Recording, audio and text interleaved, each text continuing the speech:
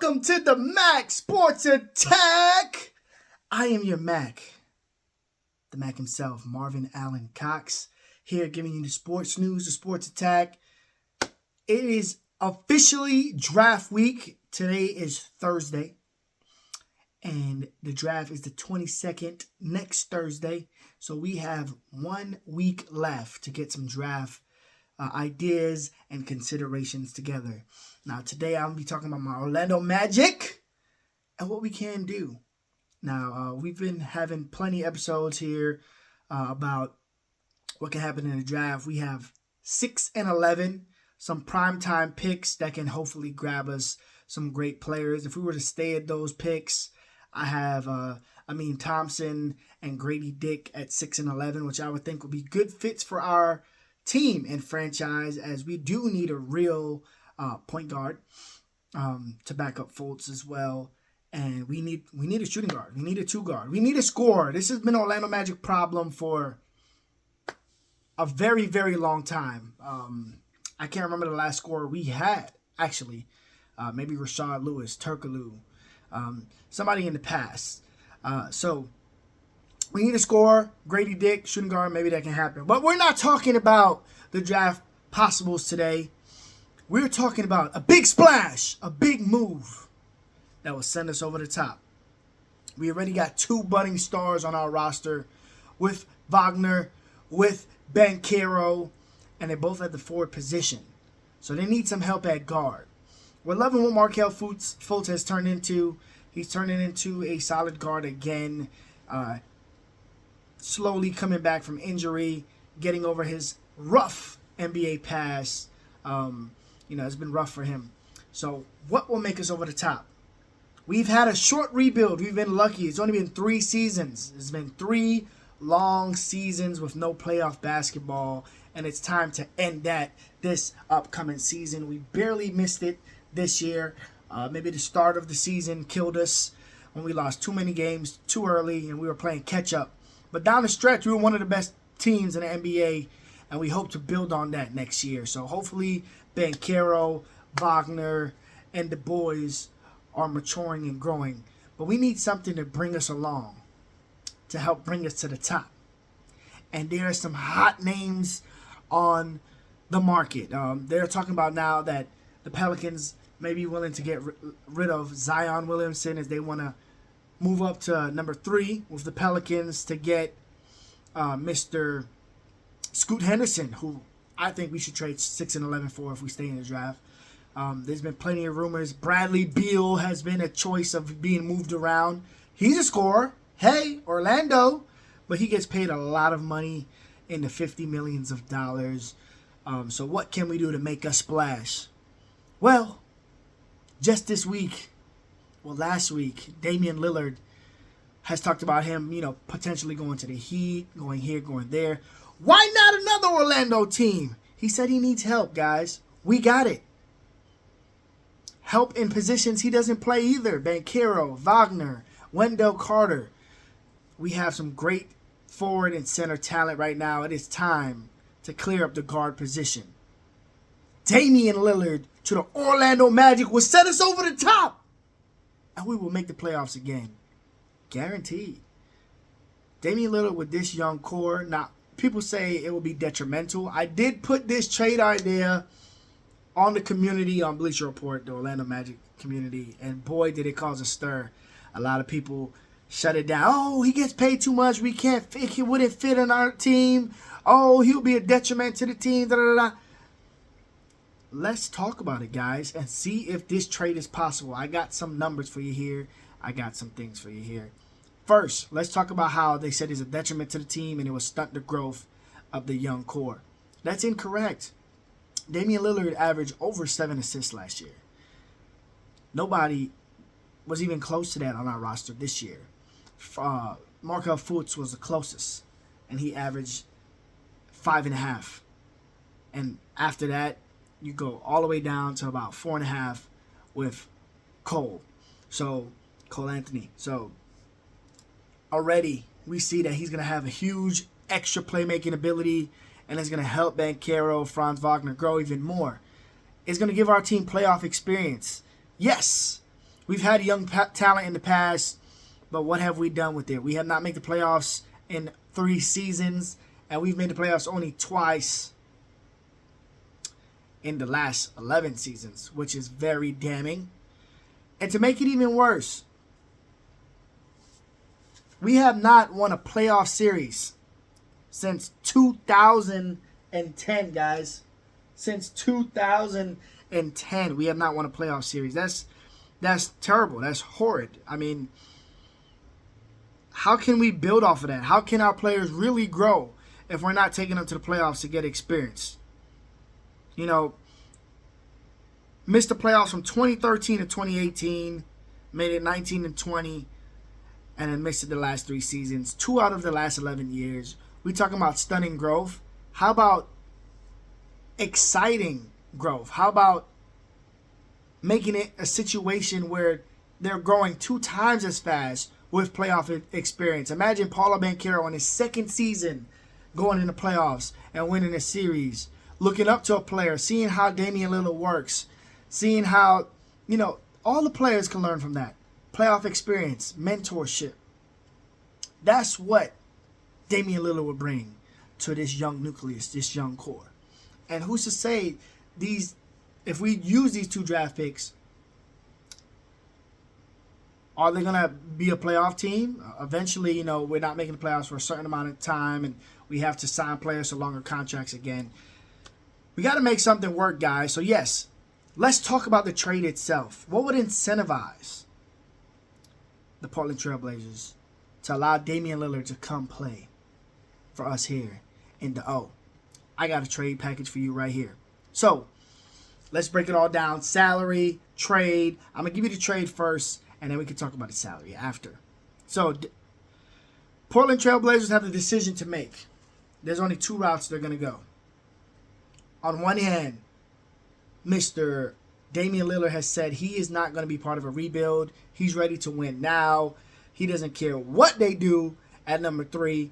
But if that is not getting him immediate help, he is out on that program. He wants to stay in Portland, but he also knows that he's not going to be in a rebuild. So, you're either going to trade the number 3 pick to get in some talent. So maybe these New Orleans Pelicans do give up Zion for the number 3 pick so they can go and get Scoot Henderson. That's a big help. But if there's no great offers there to appease Damian Lillard, you have to let him go. And if you let him go, you got to rebuild. And if you're rebuilding, you don't want it to be a long time. You want it to be a quick rebuild and get right back to where you've been. So with the number 3 pick, they could get Scoot Henderson.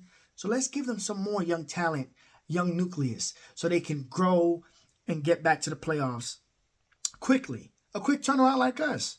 Maybe instead of 3 years, they do it in 2 years. They do it in 1 year. So my first offer to them is giving them some picks. Pick 6 and 11. So they will have 3, 6, and 11. 3 lottery picks to combine with Anthony Simmons, who they have right now. Anthony Simons, whatever you want to call him, who ironically is from Orlando. He's a budding star, a young guard who looks like he's learned a lot from Damian Lillard, just like CJ McCollum did. He looks like he can be their new building piece to build around. So with 3, 6, and 11, they're right there back in the mix. And then let's give them a young guard. Mr. Suggs. Yes, we all love the pick. We all look forward to seeing how he develops, but he hasn't done anything yet. Actually, the guy who was drafted second that draft, Franz Wagner, is the one who has shown out and became the budding star. So if Lillard comes to our team, he won't get no playing time anyway. It's going to be a waste of talent. So why not give that hope of talent to Portland, as he can be Damian's replacement. He can be part of that core with Anthony Simons, where they are in a quick rebuild. So we're giving them Mr. Suggs, 6 and 11, and then, sorry guys, we're getting rid of Jonathan Isaac. Now, Jonathan Isaac has a beautiful upside. He can be one of the best two-way players in the NBA.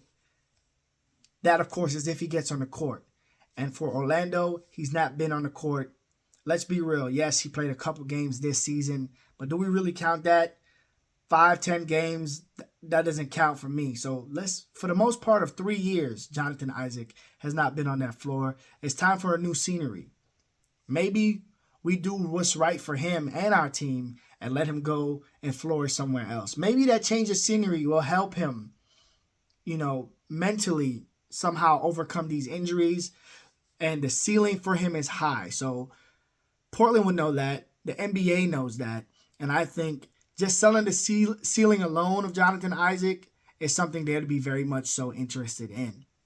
So 6'11", Mr. Suggs, and Jonathan Isaac for Damian Lillard.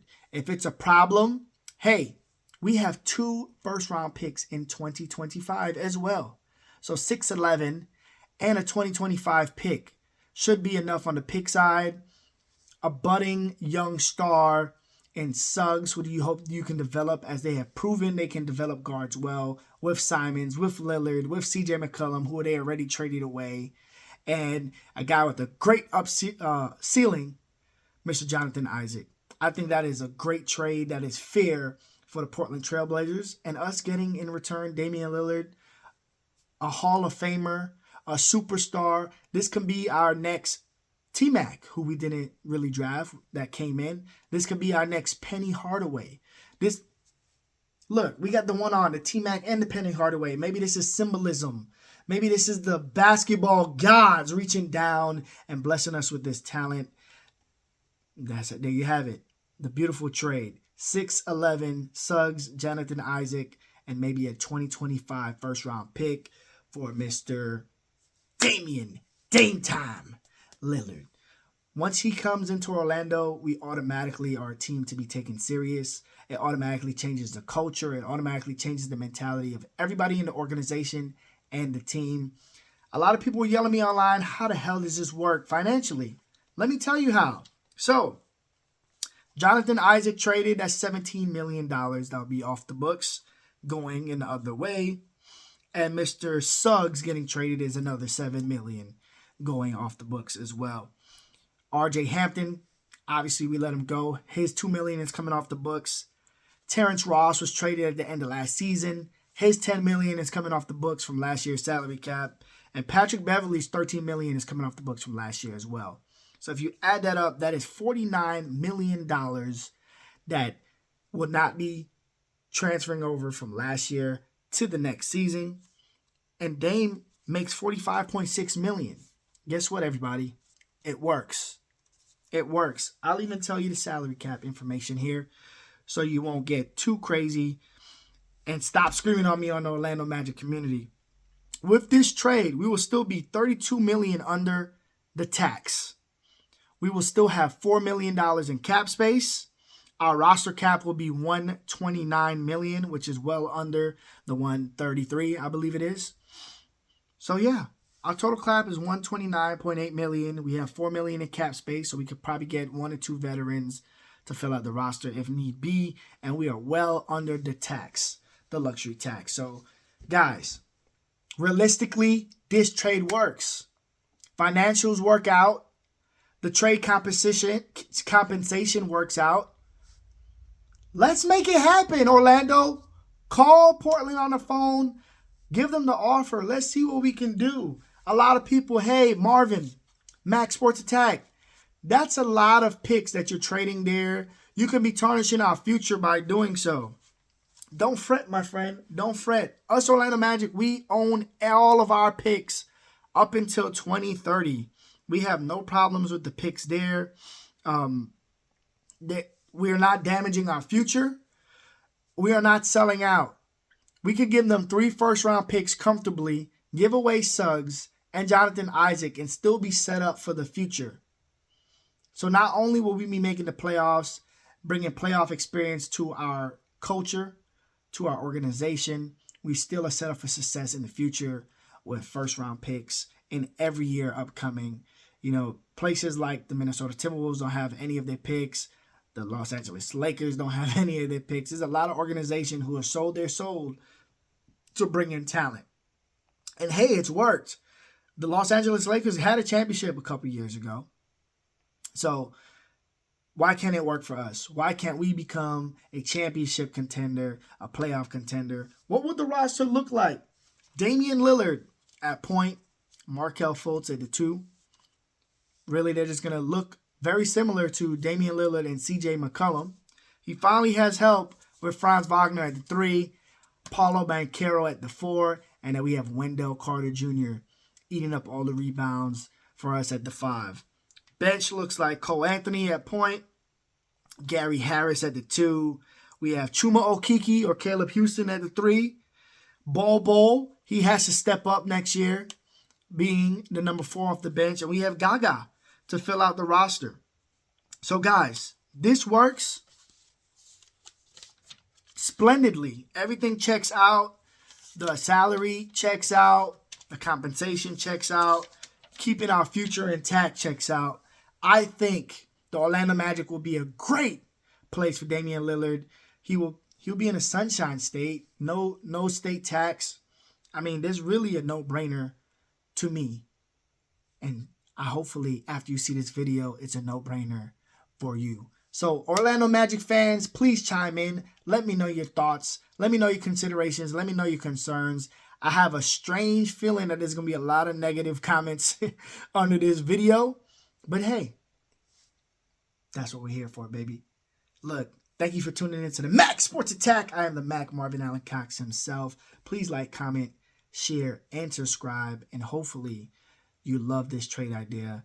Orlando Magic, it is our time to overcome. We have not won a playoff series since 2010. That ends next year in 2024.